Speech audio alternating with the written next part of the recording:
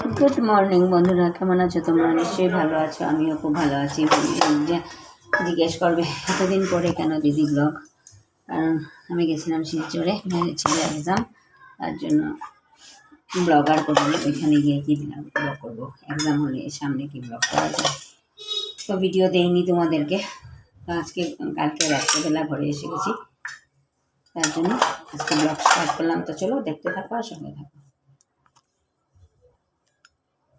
তো আজকে লাঞ্চে আর ডিনারে কী কী রান্না করছি দেখা, ভেন্ডি দিয়ে আলু দিয়ে করবো একটা চচ্চড়ি, পাবদা মাছের সিদ্ধ করবো, আর বেগুন দিয়ে পাবদা মাছকে পাতলা পাতলা চচ্চড়ি করে রাখবো রাতের জন্য।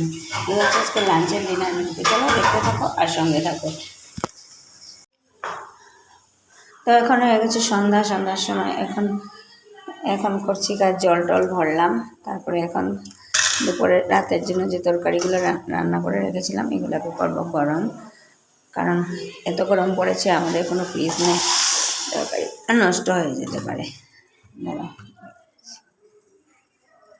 বেগুন দিয়ে মাছ দিয়ে যে করেছি,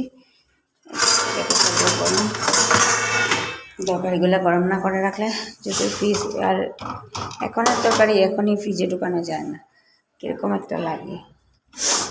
তরকারিটাকে করছি গরম।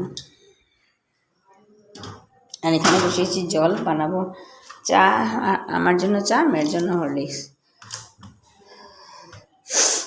এটা হলো রাতে তরকারি আমাদের বেগুন দিয়ে, আর মেয়ে তো বেগুন দিয়ে খায় না, মেয়ের জন্য করেছি শুধু ইয়ে দিয়ে, এই যে খালি খালি শুধু পাবদা মাছ। তো আজকের ব্লগটাকে এখানে শেষ করছি। যদি কিছু ভালো লেগে থাকে তাহলে লাইক করবে, কমেন্ট করবে, শেয়ার অ্যান্ড সাবস্ক্রাইব অবশ্যই করবে। তো tata, bye bye, take care and good night.